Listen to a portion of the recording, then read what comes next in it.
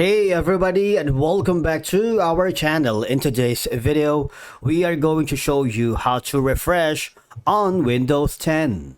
Let's begin. Now, the first thing that you need to do is to log in using your credentials. If this is your first time with Microsoft OneNote, I want you to click the sign up option. And from here, just follow the on-screen instructions and you're good to go.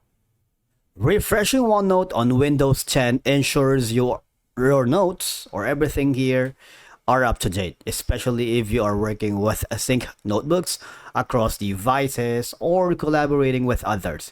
This is particularly helpful because I am working with multiple individuals in our G Plus YouTube channel. So refreshing and updating and syncing all the important data here on Microsoft OneNote is a must for us. All right. So if you are using the Microsoft OneNote as an application, there isn't like a refresh button dedicated for you to do that. However, what you can do to achieve a similar refresh effect is go to the upper left corner where you can see the file. And then from here, I want you to hover to the options at the bottom.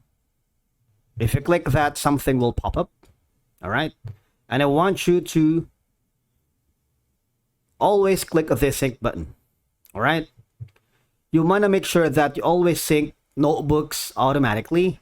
That means it's kind of like it automatically refreshes. Whatever changes you have made here on Microsoft OneNote, it automatically saves. And that is something that you don't want to refresh it already. Right? If you get what I mean. Because if you're working for the desktop application, you don't have the refresh dedicated button. Now, if you are using, all right, the browser, all I have to do is similarly go to the upper right corner where you can see the sync status. Click that cloud icon. You see that the page that has been synced already. That means it's updated. So you don't have to click the refresh button.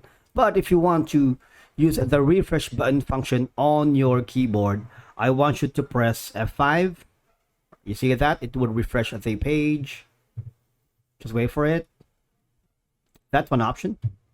And the next option is going to be Control F5.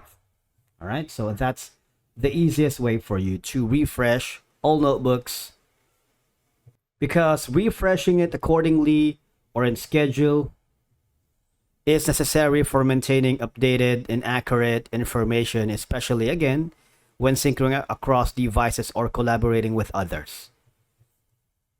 It allows to sync changes made offline once you are back online. All right, it helps reestablish your connection to your Microsoft account or OneDrive.